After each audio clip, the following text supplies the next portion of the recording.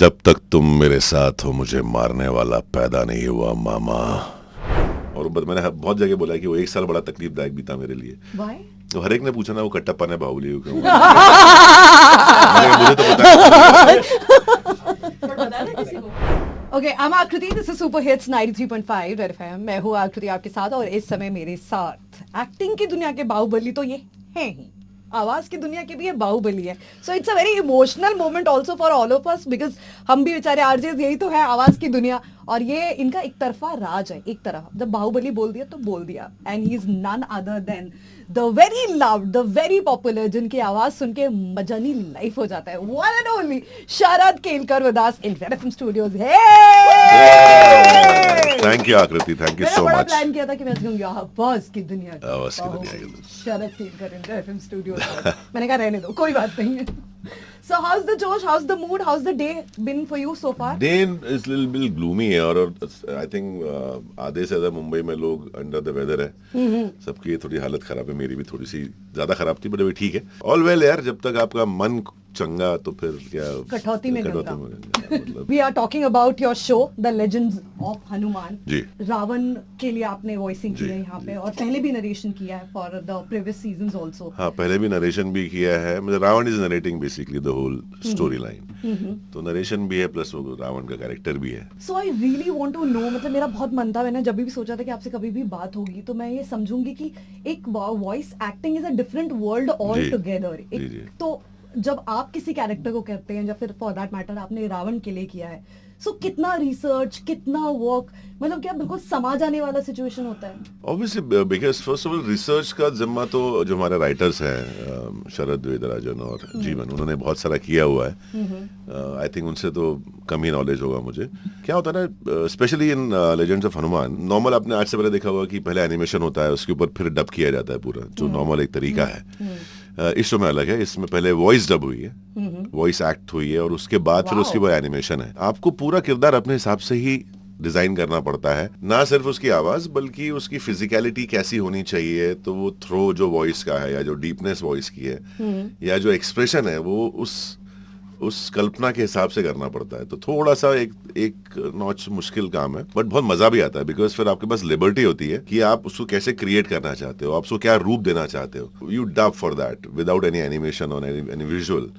तो आप मन में आपको सोचना पड़ता है कि यार ये किरदार इस साइज इस बिल्ट ऐसा होगा, उसके मूछें होंगे नहीं होंगी, दाढ़ी होगी नहीं होगी, कितने आभूषण पहने होंगे उसने, क्या होगा हाथ में, तो all that how hill sit. तो एक भारी भरकम बंदा है, ऐसा एक ब्रेथ डाउन होगा, नॉर्मल आदमी हो तो बैठ जाएगा ऐसे करके, बट अगर एक राजा है तो छोटी छोटी चीजें, बट वो आपको एक लिबर्टी मिलती है कि आप अपने हिसाब से उसको क्रिएट कर सकते हैं। तो बहुत मजा आता है ऐसे किरदार करने में। होमवर्क ज्यादा अवेयरनेस की बात करूंगा मैं, होमवर्क तो नहीं कर सकते ज्यादा, होमवर्क तो राइटर्स ने किया हुआ है, फिर आप जब रीड करते हैं अपने हिसाब से तो होमवर्क हो जाता है, बट अवेयरनेस होनी चाहिए। जब आप डब कर रहे होते हैं तो सिर्फ लाइंस पे या सिर्फ टोन पे ध्यान नहीं देना होता है, वो बहुत अवेयर रहना पड़ता है आपको डब करते वक्त, क्योंकि आपको आगे का सोचना है, पीछे की कहानी देखनी है, वो किस सिचुएशन में है, उस बहुत सारी चीजें जो थोड़ा ध्यान में रखनी पड़ती है। बट ये है कि इस टाइप की डबिंग में या वॉइस एक्टिंग में बहुत मजा आता है सबको, बिकॉज हम अपना राजा होते हैं खुद के, हम किसी विजुअल के मोहताज नहीं होते। Wow, so it's free hand actually, imagine the power of imagination। But ये है कि आप because it's legend of Hanuman, तो आपको एक लिमिट में ही आप मतलब थोड़ी सी फ्रीडम ले सकते हो, उसके बियॉन्ड जा नहीं सकते, आपको स्टोरी स्क्रिप्ट के अंदर रहना पड़ता है। सो हमेशा एक्टर्स को voice acting is also craft है, बिल्कुल एक डिफरेंट क्राफ्ट है। एक्टर्स हमेशा बोलते हैं कि जब हम किसी क्राफ्ट में बहुत घुस के काम करते हैं, when you are acting, you generally तो आप चलना फिरना उठना बैठना दिमाग में कई बार इफेक्ट करता है, but as a voice actor जब आप इस लेवल की एनिमेटेड सीरीज के लिए काम करते हैं जिसमें इस लेवल का इन्वेस्टमेंट है, ये डे टू डे लाइफ में आप डिस्कनेक्ट कर पाते हैं इन टर्म्स और you start talking like Ravan to everybody you meet? नहीं, मेरा वैसे भी जो मेथड है वो वैसा नहीं है जैसा लोग आमतौर पर सोचते हैं कि मैं अगर कोई किरदार कर रहा हूँ, वो एक पर्टिकुलर जोन का एक किरदार है तो मैं वैसे ही बन जाऊंगा या वैसी जिंदगी जीऊंगा, वैसा कुछ नहीं है। मैं बहुत स्विच ऑन स्विच ऑफ वाला एक्टर हूँ, मुझे नहीं फर्क पड़ता है, मैं बाहर जाके हा करता हूँ, हु करता हूँ, बहुत सारी बातें करता हूँ, तो मैं उस जोन में रहने वाला एक्टर नहीं हूँ, मैं बहुत ऐसा कट करके स्विच कर लेता हूँ। तो फॉर रावण ऑल्सो, बट हाँ, जब आप एक बार उस स्टूडियो में घुसते हैं हाँ, तो उस टाइम पे आपको अवेयर रह के बिल्कुल उसी किरदार पहले में से रहना मूड पड़ता बना है। के आधा घंटा पहले हाँ, से, कम से बिल्कुल। कम मिनिमम लाइक। नहीं आधा घंटा नहीं, मैं तो स्टूडियो में घुसते ही फिर वो चक करके स्विच होता है और फिर आप रावण बन जाते हैं। हाँ। तो मेरे साथ टचवुड वो एक ब्लेसिंग है शायद, वो मुझे बड़ा डेंजरस लगता है कि मैं अगर कोई ऐसी फिल्म मिल गई जहाँ अगर मेरा वो मेथड होता कि मैं उस रोल में ही घुस जाऊं और वैसी जिंदगी जीऊं तो शायद तलाक हो चुका होता अभी तक तो।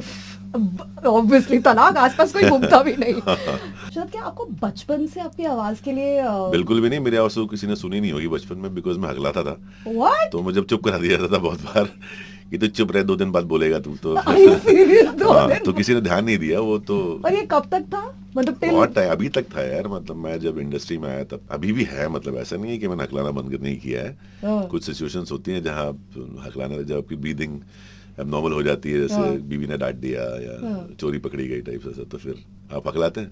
Last time Yeah. डांट पड़ी थी। पढ़ती रहती है, परसों 3 दिन पहले नहीं, कल परसों ही पढ़ी थी शायद। हाँ, पढ़ती रहती है मुझे तो। टॉपिक क्या होता है? नहीं किसी- नहीं, कोई भी ऐसे चीज़। हमारे यहाँ तो 2 ही टॉपिक चलते हैं सिर्फ, एक सोते क्यों रहते हो और एक क्रिकेट क्यों खेलते हो, बस 2 अच्छा, ही topic। these are 2 मुद्दास। हाँ, बस, I think बाकी ये- कोई नहीं, बाकी मैं अच्छा बता। If I ask you, हर किसी की लाइफ में you have had a long journey है, जी। बहुत तरह का काम किया है, कोई एक ऐसा आपके लाइफ की जर्नी का कोई हिस्सा आप शेयर करना चाहेंगे which you are very proud of? बहुत स्ट्रगल था, बहुत धक्के थे, बहुत परेशानियां थी, गिव अप मोमेंट भी था, but you stood tall just like your voice. Give up moment तो कभी आया नहीं लाइफ में, बिकॉज मैंने लाइफ में कुछ भी किया हो, मैंने वो नहीं किया, गिव अप कभी नहीं किया है मैंने लाइफ में किसी भी चीज़ के लिए, ना करता हूँ मैं, मतलब मैं बेशर्म आदमी हूँ कह सकते हैं आप। तो चाहे वो बीवी को मनाने की भी बात हो तो मैं गिव अप नहीं करता हूँ। अच्छा, मतलब पीछे मैं- पड़ गया हाँ, तो पड़ पीछे गया मतलब बस। हाँ, मान के मतलब चलो तो हाँ, ये है कि मैं जर्नी कभी देखता हूँ तो आज भी कई लोगों को बोलता हूँ कि यार मैं तो छोटे से शहर से आया हूँ, मेरे लिए तो मतलब मुंबई पहुंचना ही बड़ी बात थी। तो फिर इतने सारे जो एक्टर्स की फिल्में देखता था, फिल्म तो देखते ही थे हम लोग बहुत सारी, उनके साथ काम करना यही काफी बड़ा अचीवमेंट है मेरे लिए तो मेरे ख्याल तो से। चलो अगर मैं इतना ही पूछ लेती हूँ आपका एक जी, इस सवाल का ही जी। एक और सवाल, दैट वन मोमेंट, आप कह रहे मैं छोटे शहर से मुंबई हाँ, आया, that one moment you when you felt Sharad Kelkar you have arrived. सबका होता है, छोटा सा होता है बट होता है। When I did shot my first ad film with Bachchan साहब ना And that 2011 was में, here, that 2011 was one moment कि हाँ यार कहीं तो पहुंच गए हैं अब साथ में, मतलब Did अमिताभ Mr. बच्चन साहब- compliment you for the voice? बिल्कुल नहीं, मैंने तो आप ज्यादा बोला इनको सामने में। अच्छा, okay. ये तो बहुत कॉन्शियस हो गया, मैंने कहा कहीं ऐसा ना लगे कि मतलब ऐसा सिमिलर स्ट्रक्चर है, एक टेक्सचर है वॉइस का, ऐसा ना लगे कि नकल उतार रहा है ये आदमी। तो मैं थोड़ा कॉन्शियस था बहुत ज्यादा कि मैं ज्यादा ना बोलूं। हाँ। और ये ना क्या होता है ना, जब आप नए नए आते हैं ना, मुझे अभी भी याद है हाँ। One of the first audition आप जब मुंबई आते हैं, तो मैं 2002 में आया था, एक्टिंग का ABCD नहीं पता था, दोस्त के साथ आ गए थे, दोस्तों के साथ, तो जहाँ जहाँ वो जाते थे हम भी पहुंच जाते थे ऑडिशन देने के लिए। तो चल एक भाई, जगह चल, एक कैमरा का ऑडिशन हुआ था, जो हाँ। स्टिल कैमरा होता है ना, उसका ऑडिशन चल रहा था। और ऐसा था कि एक दूल्हे का भाई और वो सारे लोगों को इकट्ठा कर रहा है, हाँ। और बहुत सारे लोग आ रहे हैं और फोटो खींच रहे हैं वैसे करके। हाँ। वो ऐसा बोल रहा है, अरे मामा जी आप आ जाइए, भाभी जी आप आ जाइए। अब अपन ने तो बचपन में एक्टिंग मतलब बच्चन साहब ने जो देखा है लाइफ, तो मैं बताता हूँ कैसे कैसे कहता है, भाई साहब जरा यहाँ आइए आप, भाई साहब जरा मामा जी, अरे क्या कर रहे हैं, यहाँ आइए मामा जी आप। पूरा ऑडिशन दे दिया मैंने। फिर वो जो ऑडिशन दे रहे थे बोले एक काम करेंगे आप शरद, हाँ बाकी ठीक है सब कुछ, आप बच्चन साहब को स्टूडियो के बाहर छोड़ के आएंगे। है ना, आप बोलते हैंगओवर होता है ना किसी आदमी को, तो उस टाइम पे था ये, बट वो ये कि फिर आप कॉन्शियसली उसको कहीं ना कहीं वो स्टूडियो के बाहर रखना पड़ता है जाके। तो अब टचवुड नहीं है, बट बहुत सारे एक्टर्स का ये इशू रहा है एक टाइम पे, जब नए नए आते हैं, या कुछ लोगों का तो आज तक है तो हैंगओवर। बट हाँ, एक वो है कि यार हमने मतलब मुझे लगता है जब मैं पैदा भी हो रहा हूँ ना, पेट में भी होऊंगा, तब भी शायद मेरी मम्मी ने बहुत सारी फिल्में देखी होंगी अमिताभ बच्चन साहब की। तो हमारे एक बहुत अच्छे डायरेक्टर थे, अब तो नहीं है दुनिया में, निशिकांत कामत, वो बोलते थे किसी भी एक्टर के लिए दुनिया हाई स्पीड में घूमती है, आपको हर चीज स्लो मोशन में दिखती है, आप चलते हो क्या रोड बात पे, कही है एक्चुअली। तो वो कहीं ना कहीं बात सच है हर एक्टर के लिए। वो हमेशा अपने आप को हाई स्पीड में देखता है कि मैं चल भी रहा हूँ तो ऐसा लग रहा है कि स्लो मोशन में चल रहा है और लोग देख रहे हैं उसको। तो पहली बार वॉइस एक्टिंग या वॉइस ओवर के लिए कितने पैसे मिले थे आपको? मुझे पहली बार मिले थे 3,700 रुपए। 3,700 रुपए। स्क्रिप्ट कितनी लंबी थी? छोटी बड़ी? नहीं छोटी थी, बट पूरा नरेशन था वो।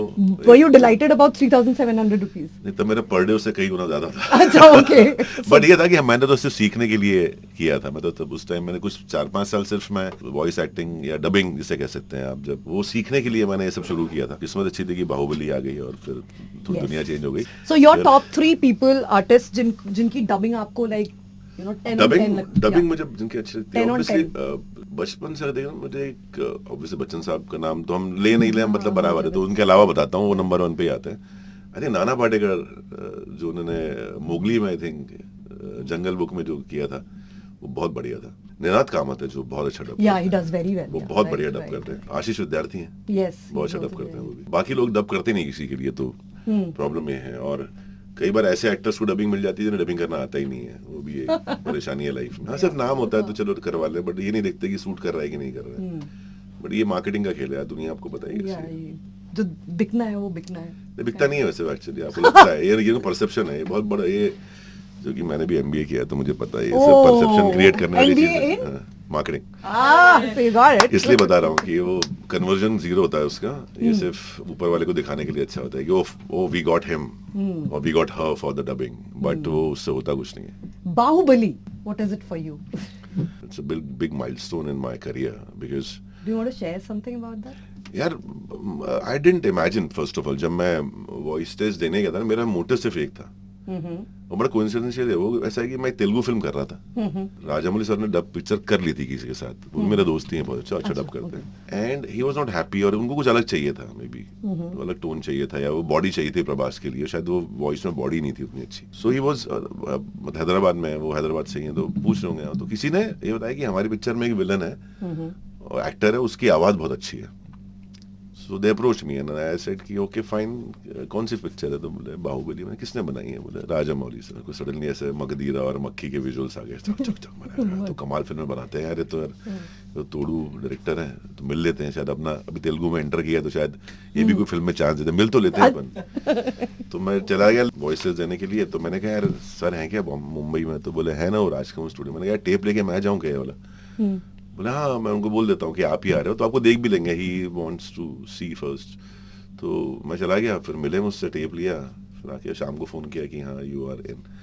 तो बड़ा ऐसा है कि ऐसा कुछ मैं अब सोच के नहीं गया था कि मुझे पिक्चर डब करनी है, बिकॉज मैंने इतनी बड़ी पिक्चर कभी डब नहीं की थी, ना ऐसी कोई फिल्म देखी थी। बट जब मैंने फिल्म देखी तो मुझे लगा ये है तो कुछ अलग।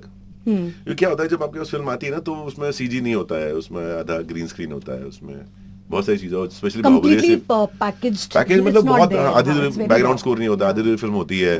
तो मुझे लगा है तो कुछ अलग, लेकिन ये कुछ बड़ा है, इसमें कुछ तो इंटरेस्टिंग है, बट वो इतना बड़ा हो जाएगा मुझे पता नहीं था।